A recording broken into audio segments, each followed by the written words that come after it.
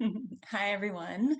Welcome. I'm Kendra, and I am doing actually part two today of Fierce Intimacy. We did Fierce Intimacy a couple months ago. This is a book written by Terry Real.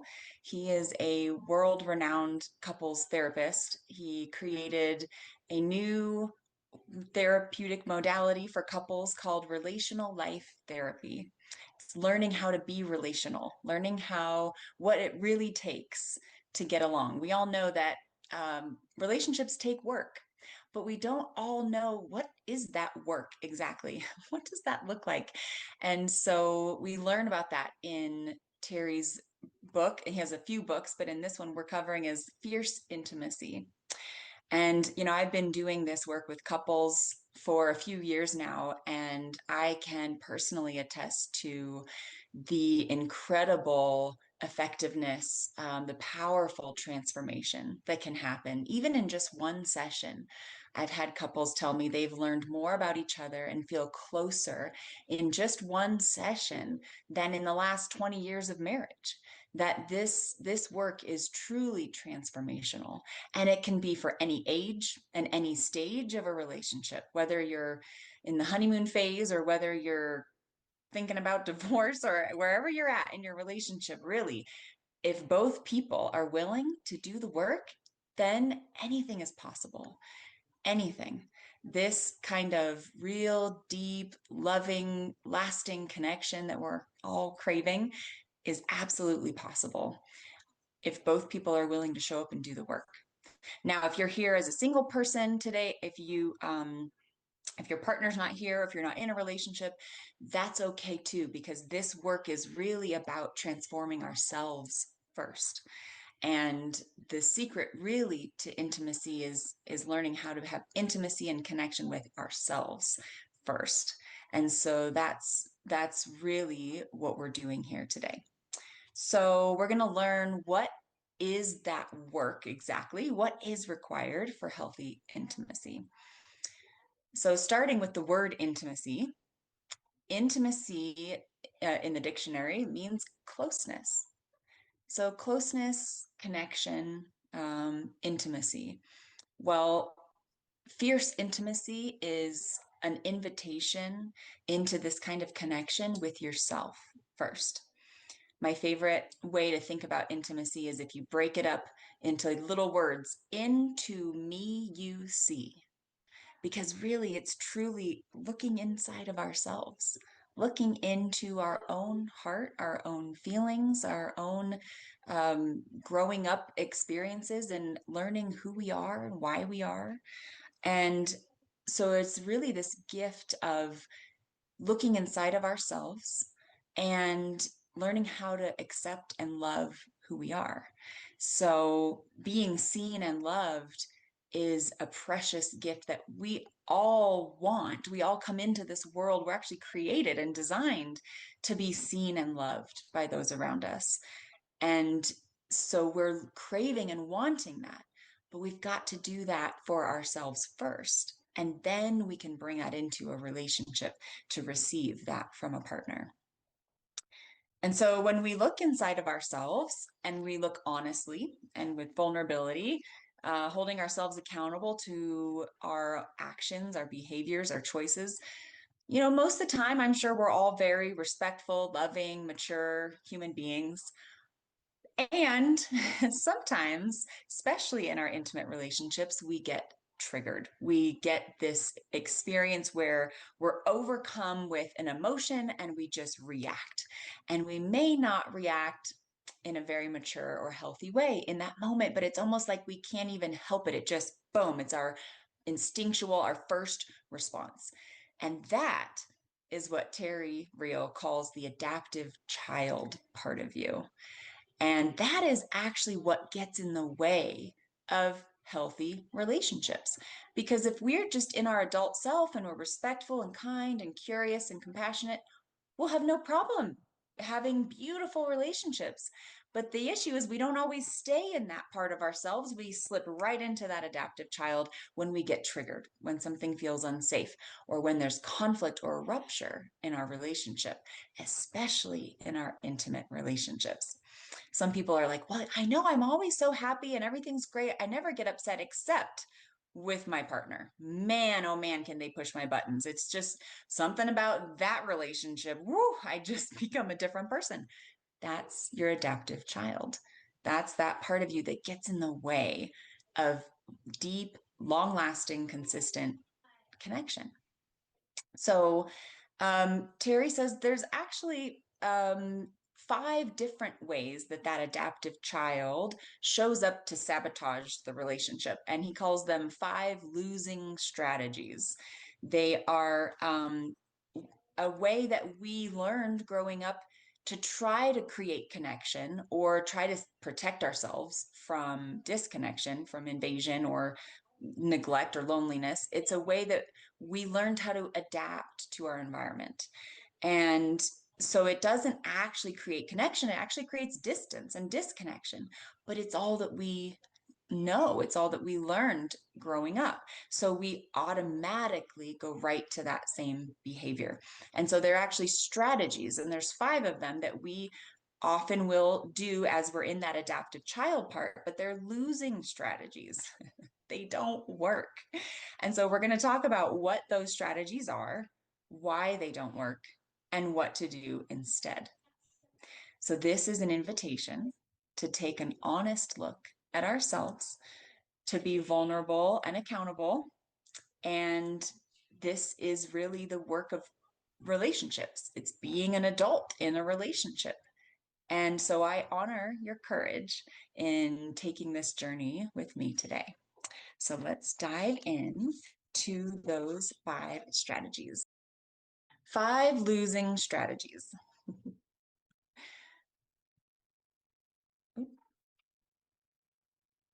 Okay. Being right, controlling, unbridled self expression, retaliation, and withdrawal. 5 losing strategies. We're going to go through each one. Being right. One second. Okay.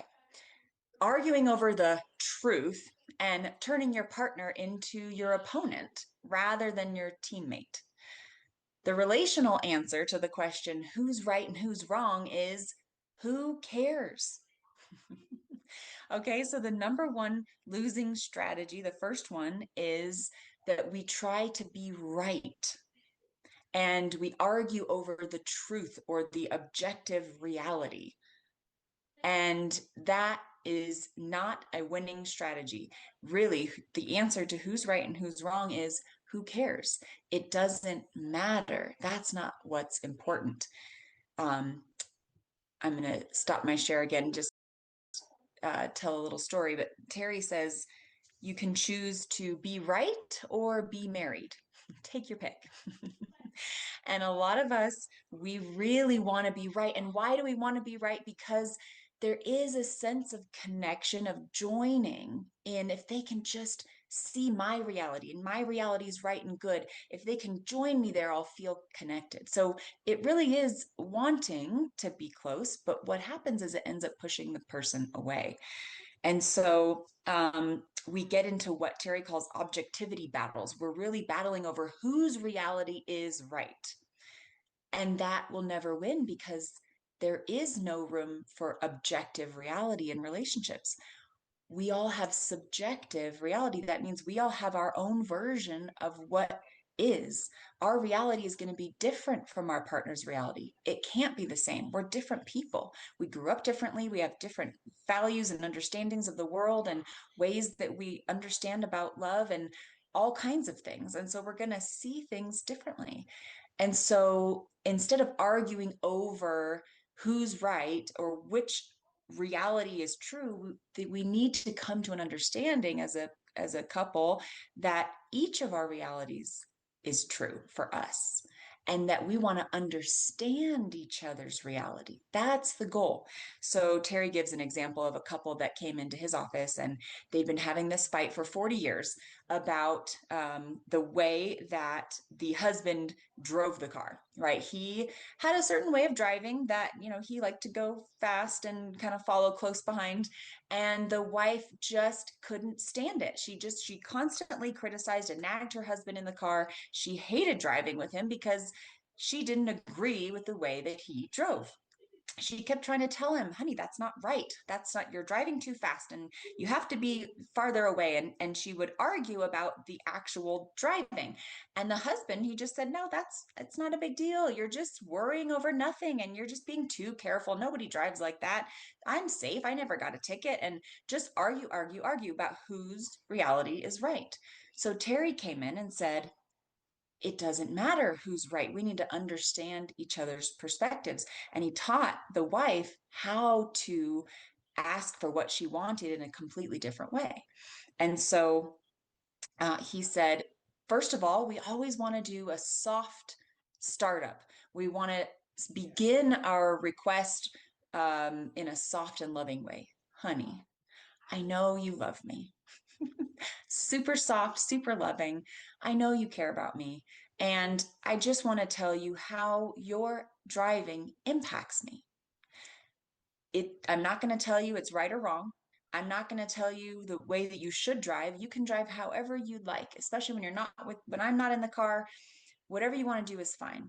But when I'm with you, when you drive that certain way, it makes me feel anxious and scared and nervous, and I can't relax. And I just want to be able to relax in the car with you. I want to enjoy being with you, but I can't because I'm always clinging on to the side and I'm terrified. And I would love if you could, for me, because you care about me, if you could just adjust the way you drive when I'm in the car. I would be so grateful. Okay, who can say no to that? Well, he sure couldn't. In the session that very day, Terry said, he said, sure, no problem. And they had been fighting about this for 40 years. And he changed immediately, just like that, because she changed her approach. Instead of trying to be right and convince him that her way was the right way and his was wrong, she just shared about how it impacted her, how she felt. And so that he could still be right in his reality, he could still, the way he drove was fine, but it impacted her negatively. So now she shared that was vulnerable, that was honest, that was into me, you see, opening up her heart to let him know how it impacted her and keeping it about her, not about who's right and who's wrong. So that's losing strategy number one, being right. Who's right, who's wrong? Who cares? It doesn't matter. The next one is controlling. So, really trying to control, right? We don't actually have control over other people, but we try to control them. Trying to manage your partner's behavior through demands or manipulation. It might get you what you want in the short term, but you'll pay for it in resentment and distance. So we can control kind of in two different ways. One is more overt, demanding, criticizing, nagging, cajoling, trying to change, or manipulation, more of like maybe adjusting our own behavior in certain ways to try to manage the outcome, to try to change their behaviors or make sure they are happy by us adjusting ourselves in a certain way. But really, it's the need for a specific outcome. It's the attachment to it being different than what it is. And so, big, huge spiritual truth about controlling is the reason why it doesn't work because nobody likes being controlled. There it is, plain and simple. Nobody likes being controlled. And so, if you control your partner, you try to control them and manage them, you're going to pay for it later, even if eventually they conform or they give in or they acquiesce or they give up or surrender. You may win that battle, but you're losing the war because a lot of resentment is being built up because of that. So controlling doesn't work. It only gets us what we want in that short term. And again, it's this need for connection. It's like wanting, if they would just If they would just listen to me, then we could be happy. If they would just be happy, if I whatever I need to do to make them happy, if they would just be happy, everything would be fine, right? It's this like wanting something to be different and stuck on that idea of what is not currently happening and wanting to change it. So it's really a boundary issue. If we look at control, if you draw a circle around yourself, everything inside of that circle is the only thing we really have control over. And it's what we're responsible for. And as we're spending so much time focusing on the other person, we're also not being responsible for ourselves. So really, the way to shift is to adjust our boundaries, to focus on what's inside that circle. How am I showing up? Am I asking for my needs? Am I being honest about myself? Am I being vulnerable, soft, kind? How am I showing up in the relationship? And what is in my control? Only what's inside this circle, right? And so, um, there is an example of a couple that I was coaching, who they had this argument about the trash being taken out. For a long time, they were so upset about the trash that it was the husband's job to take it out. But he would let the bags stack up by the door and he wouldn't take them out right away. Well, the wife would get so mad that why won't he take out the trash? It's just that's his job and I need him to do it and he should do it. And why does he let it stack up like that? It stinks and it doesn't make any sense. And so they would argue about this and she would try to nag and complain and be angry and upset. And he didn't get it. He just was like, well, I'll take it out when it's the right time. When I'm going that direction, I'll grab all the bags. It doesn't matter. Or close to trash day, I'll get it all done. But she didn't like his method and they just fought over this. And so they brought that to me and I said, okay, well, it's really not about the trash. There's something deeper going on here. So let's each get back in our own circle, right? And I went to the wife and said, okay, well, how does this feel for you? What is the impact on you that's going on, that's underneath the surface of this? He doesn't take out the trash. How does that make you feel? Right. And she said, well, unsupported, like I'm not important, that my needs don't matter, that I'm not cared about or loved because she'd asked him many times to do it. He said he would do it and then he didn't. And so it was really this like, I can't count on him feeling that there was all of this big vulnerable feelings underneath the trash. It wasn't really about the trash. And then he could see then, oh, wow, I didn't realize it was that important to you. It wasn't about taking out the trash. It was about keeping my commitment, taking care of your needs, making sure you feel important and honored, and what that you need, what you want is important. Right. So then now we're focusing on what's in our control and we're showing up honestly and vulnerably toward each other. And after that, he took out the trash because he knew it mattered to her. He knew that it wasn't about, again, right and wrong, when the trash should be taken out or not, but it was because she needed it and he showed up to help her with that. But only because she was vulnerable and pulled the control back and stopped trying to manage and fix and change him. Now, what if there's an example where the other person says, well, I can't take out the trash every day. I'm not able to, or I don't want to, or that's just not going to work for me.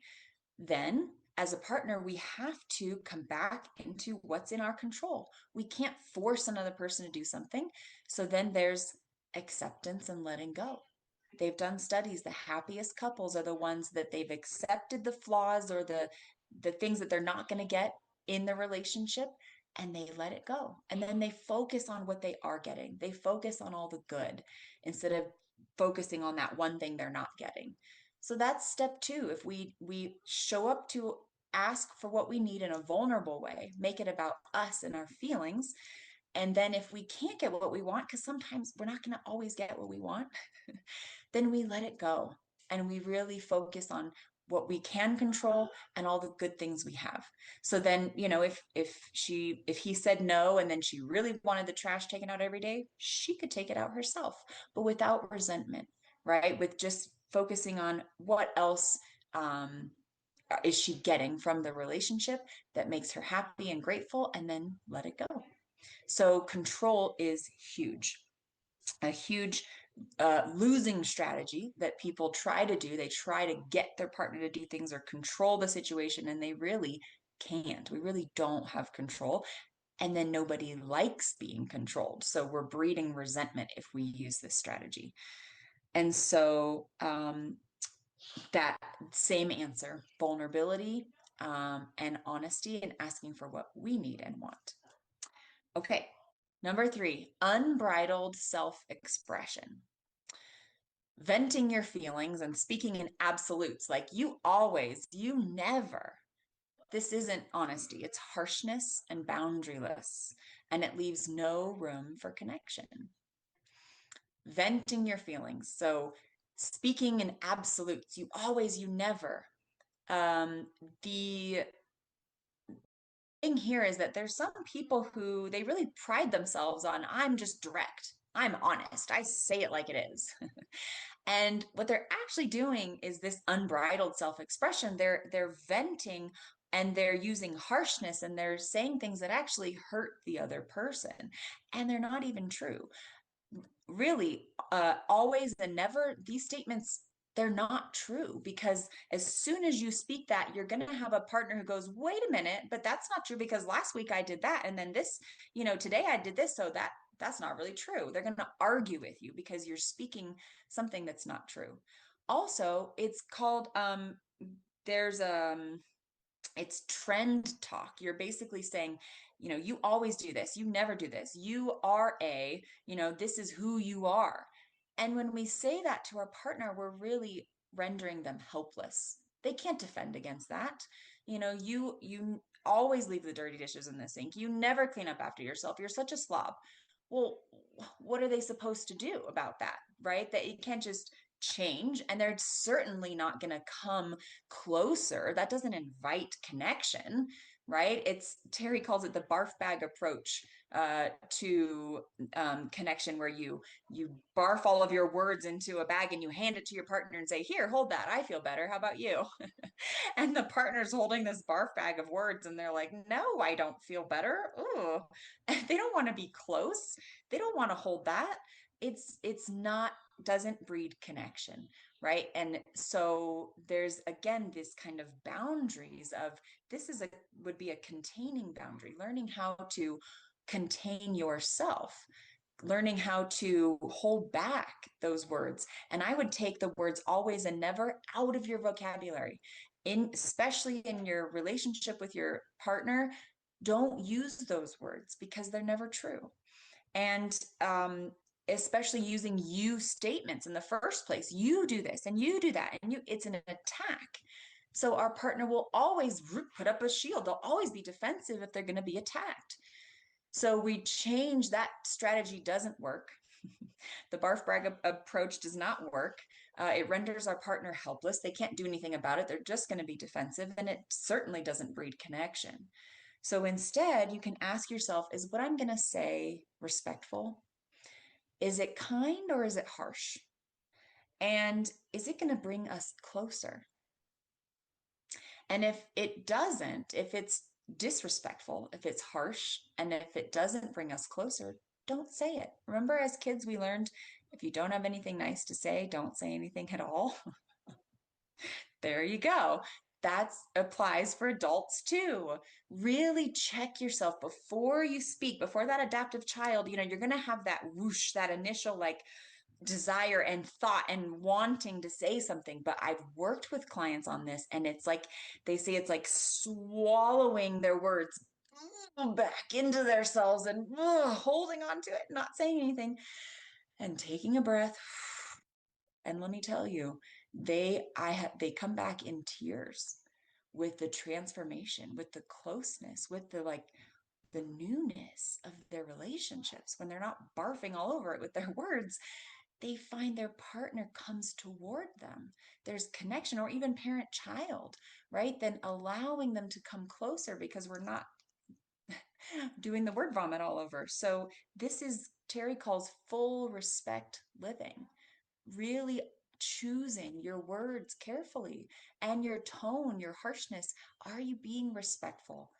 Are you being kind? And are you inviting connection? Would you want to come closer if that person said that to you? Right? So now we can change what we're saying. And again, use I statements. Talk about how we feel, vulnerability. I feel this way. That what you did impacted me like this. This is how it made me feel. That's what we're going for every time. And of course, if we don't do it right the first time, or if we just, speak out loud something harsh, it's not the end of the world because we have the ability to repair.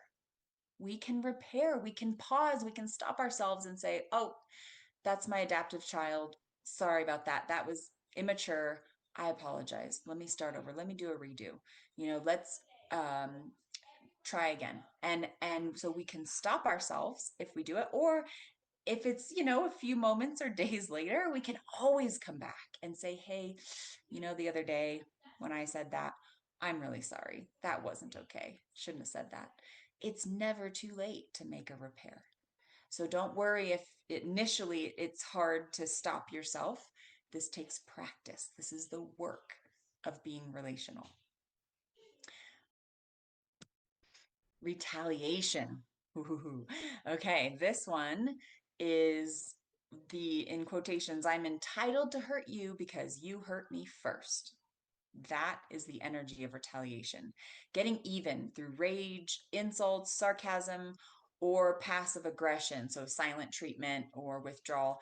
And it will not heal you. It only makes the wounds deeper, right? This is what Terry calls offending from the victim position. This is what he says is 90% of the violence in the world comes from this offending from the victim position. All perpetrators believe they're victims first. I was hurt, therefore I'm entitled to hurt others, right? There's like this getting even. I'm evening the score. I was already hurt, so now I have permission. I'm allowed to hurt back. So retaliation is, I was hurt, so now I'm not gonna, you know, X, Y, and Z. I'm gonna silent treatment, passive aggressive comment, or rage, acting out. And so we're actually it's like we were wounded. Someone came up and hurt us, and then we hurt them back. It's very childish, right? It's like a little kid. Ow, you hit me. I'm hit you back. And now we're both hurt, right? And I teach my kids at a young age too. That's not the way to get what you want. That's not the way to heal that. You still have the hurt, and now they're hurt too. So two wrongs don't make a right, right? Two hurt people doesn't make a healthy, happy relationship. It just makes two hurt people, and now there's distance that didn't create connection, right? But so how are we trying to create connection here through retaliation? It's what I like to call forced compassion, because compassion means to feel with another person, to feel their feelings. And if we don't know how to express ourselves vulnerably, to say, ouch, that hurt, then we act out automatically in a way that will get the person to feel hurt too. So that now we both feel together. Now they're feeling hurt, and I feel felt on some level. I actually feel a little bit of closeness. Okay, see, now they know how I feel. I'm joined in that.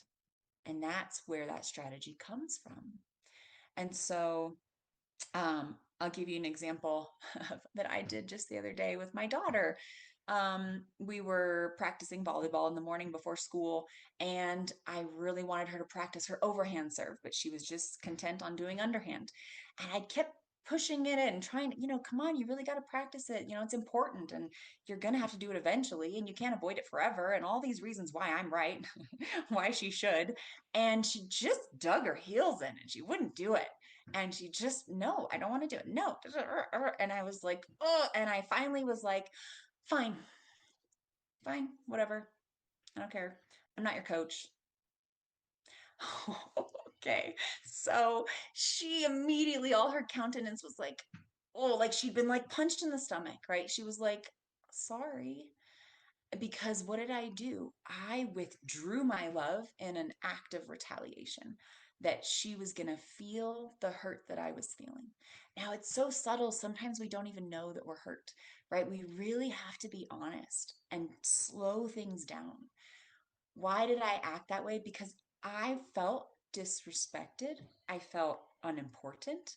I felt not valued. I felt like she didn't want to learn from me, that what I had to say was not important to her. So that hurt. And so then I withdrew so that she would feel what I was feeling. And she did. And that doesn't breed connection. Now she just was feeling bad and I was feeling bad, and now there's distance. So then she got out of the car and went to school, and I felt awful. I knew exactly what I had done immediately. And I was like, oh, this will be a great example of retaliation because look, that's what I did. Oh, and so after school, I sat her down and I said, listen, I withdrew my love from you when I wasn't getting my way, when I wasn't getting what I wanted. Then I withdrew, and I bet you could feel that, huh? And she was like, yeah. And I was like, I'm so sorry, hon. I shouldn't have done that.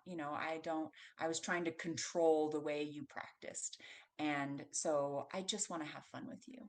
And it's okay. You can practice how you want. I just want to be there with you. And she's like, thank you, mom. And she's like, you're right. I should practice my overhand serve. And then the next time we did. And I was like, oh gosh. So I got what I wanted through connection, through vulnerability, through accountability, not through control and being right and retaliation. So that's an example of how my adaptive child showed up in that moment, and I couldn't stop it, but I did make a repair. So that forced compassion is something that we all automatically do. So I invite you to take a look at yourself and really be honest about how you might show up with retaliation sometimes. Number 5, withdrawal. Pulling back from parts of the relationship or checking out entirely. It may feel safer in the moment, but it starves your partner and the relationship of intimacy and connection. So, withdrawing is pulling back from either parts of the relationship, certain topics or certain things, or just complete checking out.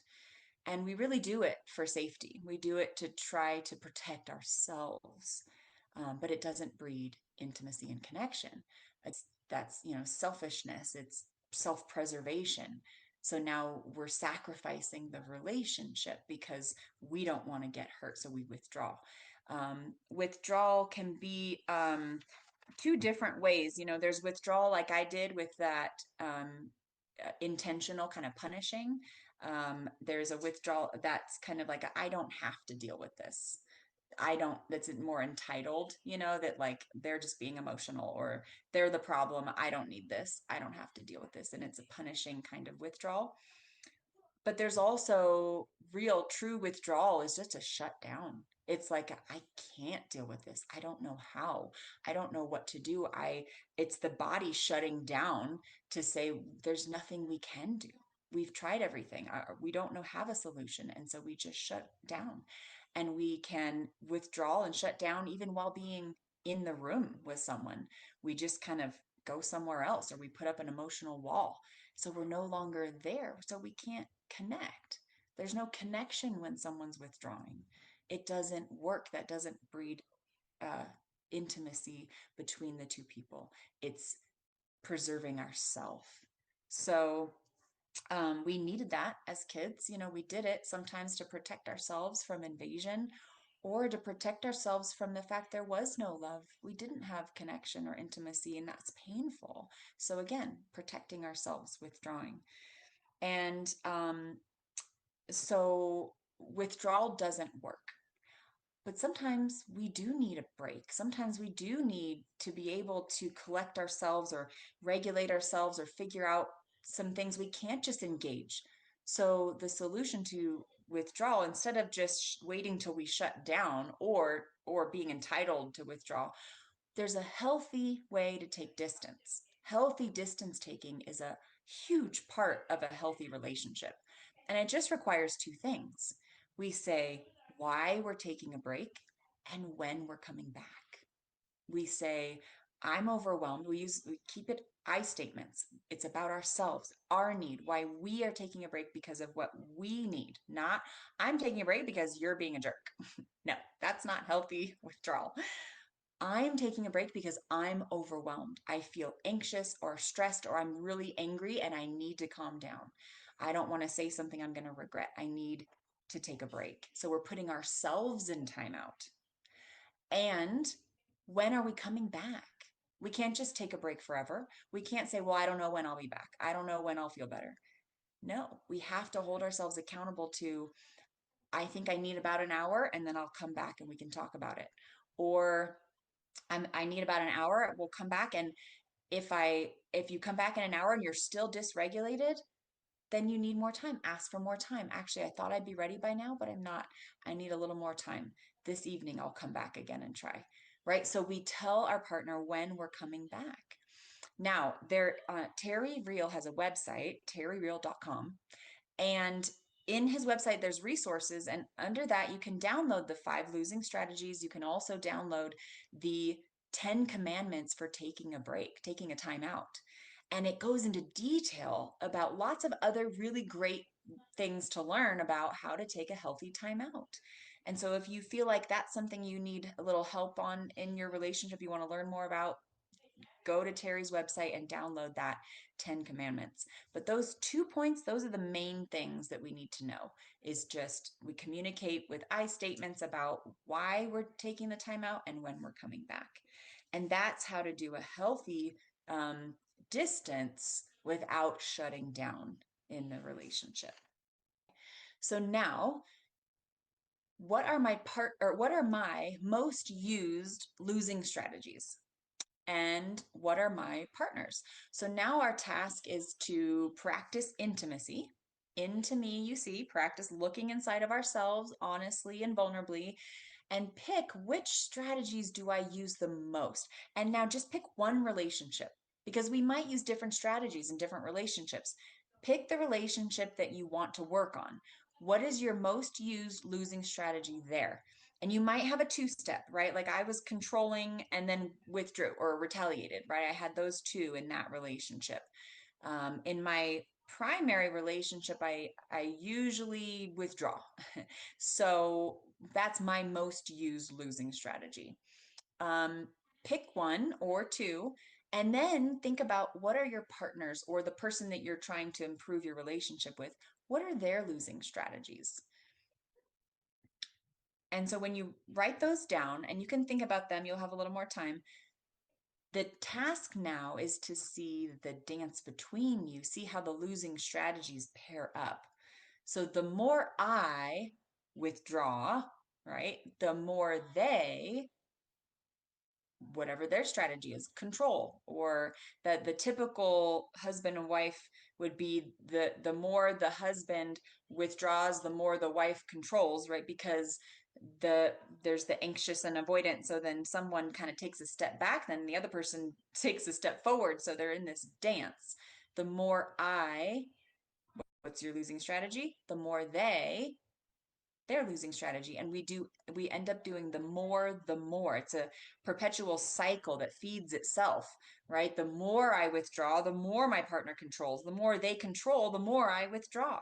And it just gets worse and worse. And we keep trying so hard, but we're both doing losing strategies. So we never get to connection. So the point of this is learning, once we can learn this dance, this cycle, and we see the strategies, we can stop and take a break, stop the cycle, stop the dance. The more, just call a timeout right in the moment and pause, and then practice coming back into connection through softness, vulnerability, accountability, right? These adult things that we take a break, we take a breath, we regulate, and we come back within our adult selves instead of in our adaptive child. And so what I'd like you to do is take a few minutes to think about these, to write these down, and you're going to go into breakout rooms to share them, because this is the first step. is saying it out loud to another person. Saying it out loud to yourself is good. Saying it out loud to another person is even better. This is holding ourselves accountable. This is fierce intimacy. This is what it takes for real change to really be honest about what we're doing, and then say it out loud. And we want to say it in front of another person who will hold that safely, who is not going to judge because they have their own losing strategies. And this is how we practice being seen and loved. We do it with ourselves and then with another person. So think about it.